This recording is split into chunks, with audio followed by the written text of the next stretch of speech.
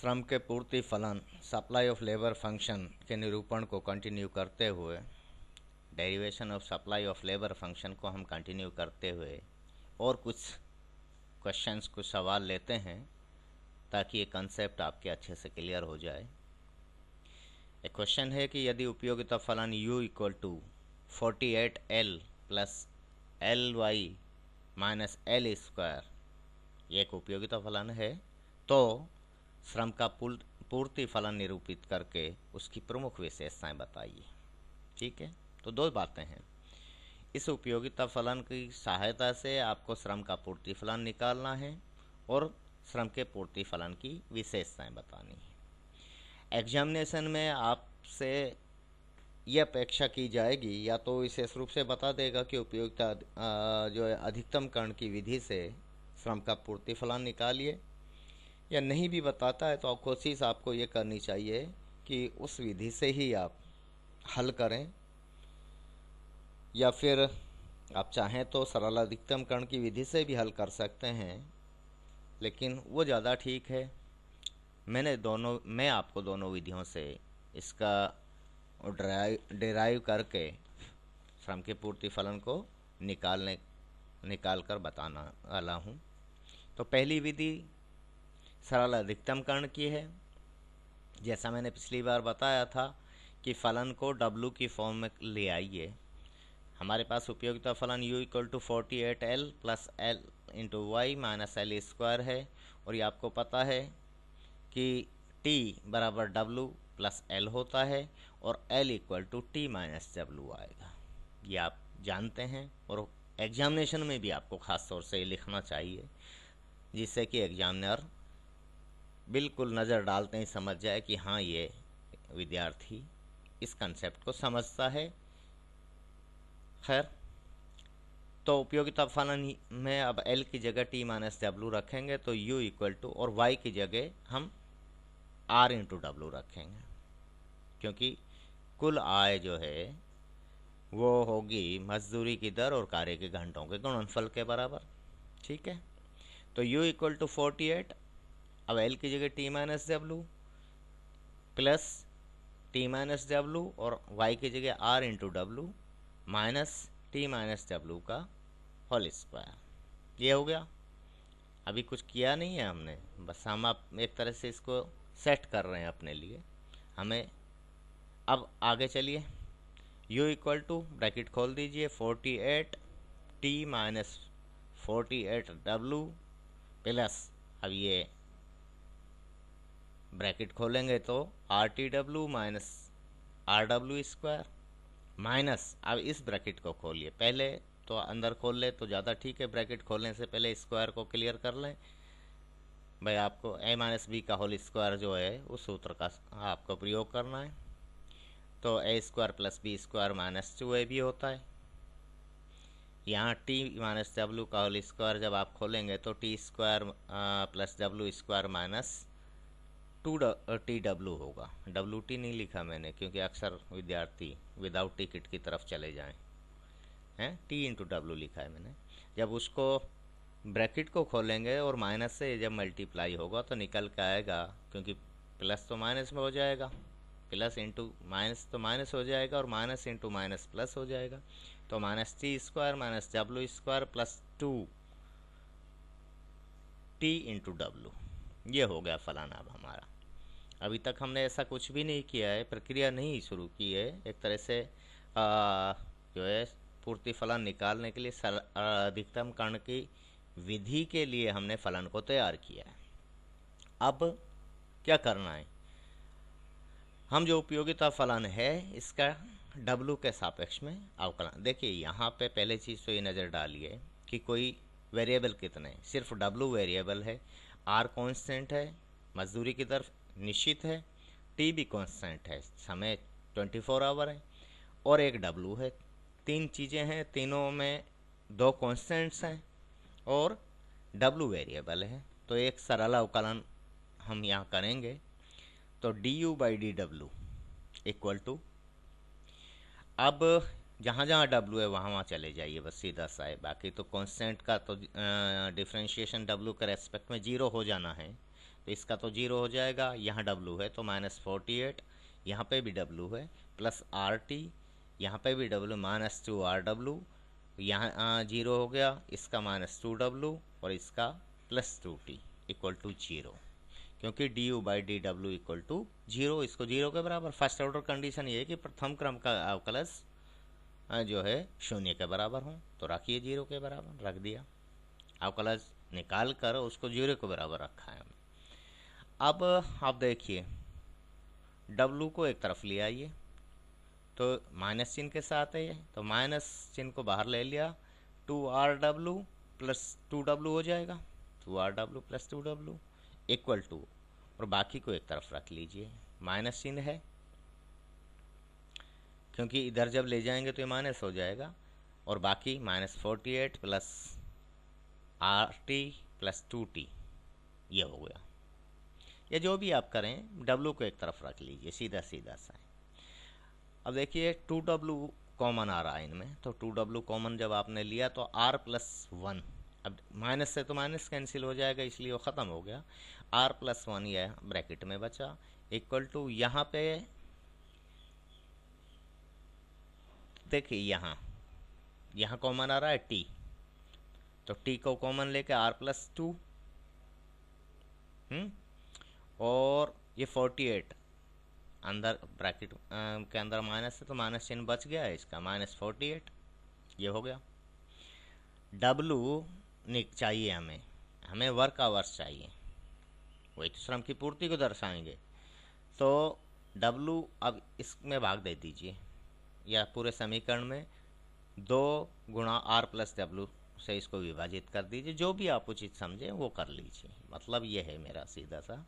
तो W equal to R+2 into T -48/2 R+1 ये आया W। ये क्या है? वर्क आवर्स है, वर्क है, यही तो श्रम का पूर्ति फलन है। तो supply of labour function equal to W which is R+2 into T -48/2 into R+1 ये आया। लेकिन साथ में सेकेंड ऑर्डर कंडीशन ये है, इसका सेकेंड ऑर्डर डिफरेंशिएशन है, जो द्वितीय क्रम के अवकलज जो है वो ऋणात्मक होना चाहिए। तो निकालिए साहब इसका एक बार और अवकलन कीजिए W के रेस्पेक्ट में इस फलन का। तो d²u/dw², यहाँ है ही नहीं W तो ये 0, ये 0, यहाँ W है तो -2R, यहाँ पे भी W है -2 और ये 0, तो आया क्या -2R -2 R rate of ways, ये धनात्मक होती है, ये धनात्मक चिन्ह ऋणात्मक, तो ये मूल्य जो इसका मान ऋणात्मक हुआ और इसका भी ऋणात्मक हुआ, तो ऋणात्मक हो गया ये, तो सेकंड ऑर्डर कंडीशन हमारी पूरी होती है। तो ऐसे में ये श्रम का पूर्ति फलन हुआ। हमने ये निरूपण डिराइव किया है, व्युत्पन्न किया है, इसको निरूपित किया है, दर्शाया है, ठीक है। इसकी दूसरी विधि जो उपयोगिता अधिकतमकरण की विधि है, उसकी सहायता से आप कैसे इसे निकालेंगे, अब ये मैं आपको बताता हूँ। इसके लिए उपयोगिता फलन जो दिया हुआ है मैक्सिमाइज कीजिए उसे, maximize u equal to 48L plus L into Y minus L²। Subject क्या है? T, time. T जो आपने देखिए मैंने पिछले में बता दिया था कि क्या करना है, L+W होता है और W की जगह हम रख देंगे जो है कार्य के घंटे कितने होंगे, कुल आय बटा में मजदूरी की दर, तो हमने वो ही किया है, T -L -y/r equal to 0 ये होता है, ठीक है। अब लॉन्ग रेंज फलन बनाइए, क्योंकि ये प्रतिबंध सहित है तो ऐसे में लॉन्ग रेंज फलन बनाना पड़ेगा। लॉन्ग रेंज फंक्शन का निर्माण जब हम करते हैं तो pi equal to objective function plus lambda into constant ये होता है। तो उद्देश्य फलन 48L plus Ly minus L² plus lambda into T -L -y/r। क्या करना है, बाकी तो बहुत सिंपल प्रक्रिया है। प्रथम क्रम के अवकलज जो हैं वो 0 के बराबर होंगे, और सेकंड ऑर्डर कंडीशन ये है, पर्याप्त शर्त जिसे कहेंगे, वो ये है कि संबंधित बॉर्डर हैसियन डिटर्मिनेंट सीमाबद्ध हैसियन निर्धारक का मान धनात्मक होना चाहिए, क्योंकि हम यहाँ उपयोगिता को अधिकतम कर रहे हैं। ठीक है, तो del pi by del L equal to, अब इसका एल के सापेक्ष अवकलन, वाई के सापेक्ष और लैम्बडा के सापेक्ष अवकलन, क्योंकि एक से ज़्यादा चर हैं तो ऐसे मानसिक अवकलज हुए ये। तो del pi by del L equal to 48, L का तो 1 हुआ, प्लस वाई माइनस 2l और यहाँ माइनस लैम्बडा इक्वल टू 0। ये इक्वेशन नंबर 1। फिर वाई के सापेक्ष कीजिए इसका, तो del pi by del Y, यहाँ वाई है तो एल माइनस और यहाँ वाई है 1/r इंटू लैम्बडा, तो हो गया lambda by R equal to 0। ये इक्वेशन नंबर 2। और लैम्बडा के रेस्पेक्ट में जब करेंगे, सापेक्ष में जब अवकलन करेंगे, तो यहाँ तो कहीं लैम्बडा है नहीं, यहाँ है, तो ये बचेगा पूरा का पूरा। तो t minus L minus Y by R equal to 0। ये 3 इक्वेशन हमें मिली हैं प्रथम क्रम के जब हमने अवकलज निकाले, तो इन तीनों समीकरणों को या प्रथम क्रम के अवकलज जो हैं उनको 0 के बराबर रख दिया। इनसे हमें 3 इक्वेशन आई। जो इक्वेशन ये जो हैं आपके 1 2 3। चौथा समीकरण कैसा है कि लैम्बडा को एक तरफ कर लीजिए, एक से तो चौथा समीकरण, 2 से हमने पांचवा समीकरण प्राप्त किया। समीकरण 2 से पांचवा 48 plus Y minus 2l equal to lambda, ये समीकरण 4, और l बराबर लैम्बडा बाई आर, ये समीकरण 5 है। समीकरण 4 को 5 से विभाजित करके हम जब हल करेंगे, 4 में 5 का भाग दे रहे हैं, तो 48 प्लस वाई माइनस 2l, ये 4 है, इसमें l का भाग दिया, बराबर लैम्बडा में इस लैम्बडा बाई आर का भाग देंगे। तो ये चौथी संख्या है भाई, ये चौथी संख्या ऊपर चली जाएगी, लैम्बडा से तो लैम्बडा कैंसिल हो गया, तो यह आर इधर हो गया। अब y को एक तरफ रखिए और l को एक तरफ रखिए, तो y इक्वल टू, अब ये आर एल क्रॉस मल्टीप्लाई हो गए, आर एल प्लस 2l, क्योंकि इधर गया ना ये राइट हैंड साइड में, माइनस 48। ये क्वेश्चन नंबर 6 आया। जो y की वैल्यू आई है, y का जो मान आया, इसको समीकरण 3 में रख दीजिए। समीकरण 3 क्या है? t equal to L plus Y by R by t equal to L plus W होता है, और w बराबर y बाई आर होता है। तो y बाई आर में हमने y की जगह ये रख दिया समीकरण 6 में जो आया है, तो l plus R into L plus 2l minus 48 by R. LCM ले लो, एलसीएम लेंगे तो आर एल, और एलसीएम को सीधा मैंने क्रॉस मल्टीप्लाई कर दिया है, आप बाद में करना, एक इससे बढ़ा देना। जब आपने एलसीएम लिया तो आर एलसीएम आया इसका राइट हैंड साइड का, और आर एल प्लस ये रह जाएगा, और फिर अगले स्टेप में इसको क्रॉस मल्टीप्लाई कर देंगे टी से, तो R T equal to R L plus R L, ये वाला प्लस 2l माइनस 48, ये है। अब 2 बार आर एल हो गया, तो ये 2 बार R L, 2 into R L, ठीक है, प्लस 2l माइनस 48। अब l को एक तरफ रखिए,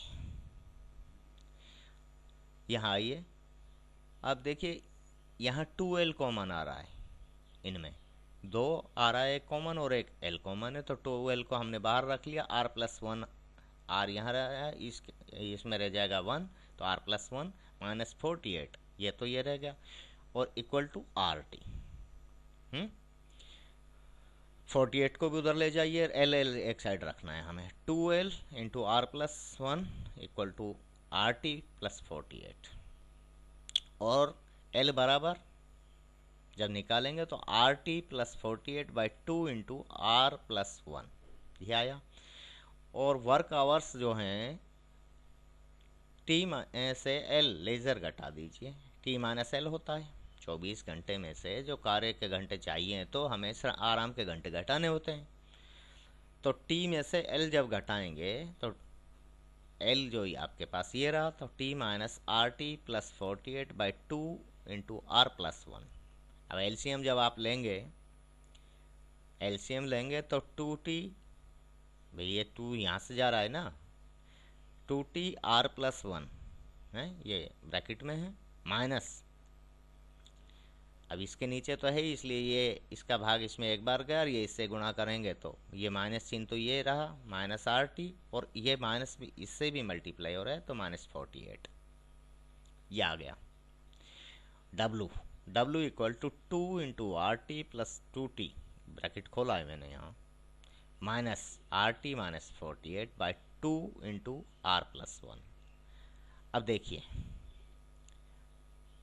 आर टी माइनस का है और 2 इंटू आर टी ये प्लस का है, 2 बार आर टी में से 1 बार आर टी गया तो बचा आर इंटू टी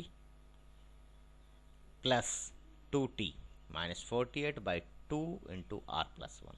अब देखिए t इक्वल टू 24, तो 2 इंटू टी इक्वल टू 48 हो गया, यही तो होगा। चलो उसको बाद में कर लेना। अब यहाँ देखिए कॉमन आ रहा है क्या, कुछ इनमें आ रहा है, t को बाहर ले लिया, आर प्लस 2 यहाँ ब्रैकेट में बच गया -48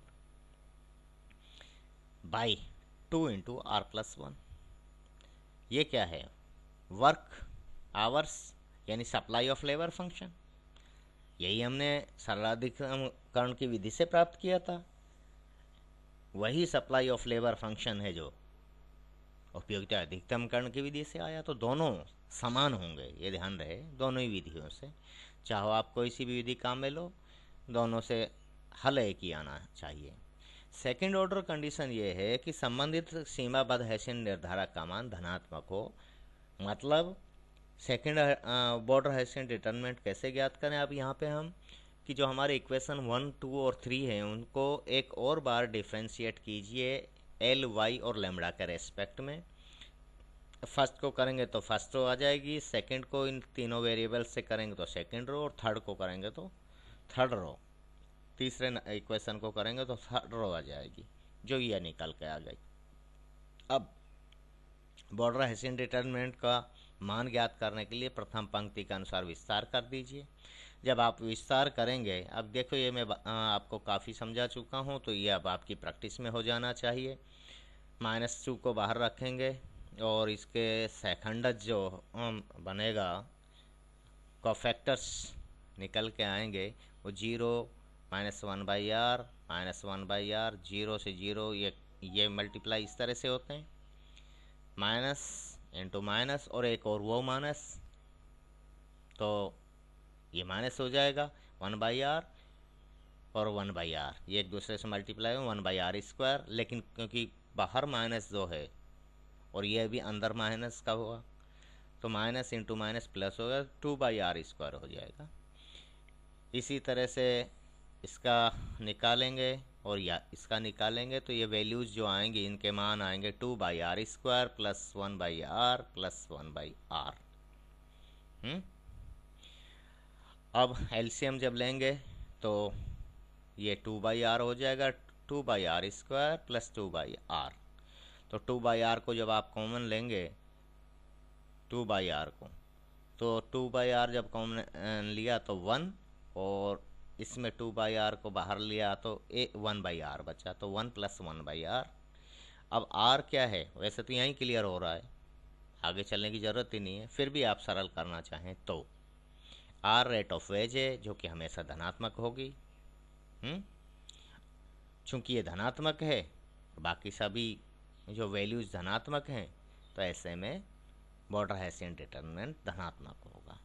तो इस तरह से हम श्रम का पूर्ति फलन उपयोगिता अधिकतमकरण की शर्त की सहायता से ज्ञात कर सकते हैं। अब एक और जो चीज़ यहाँ आती है, इसको मैं अगले व्याख्यान में लूँगा, क्योंकि फिर आप बोरियत महसूस करने लग जाएंगे, लंबा हो जाएगा। खैर, आज के लिए इतना ही। थैंक यू, धन्यवाद।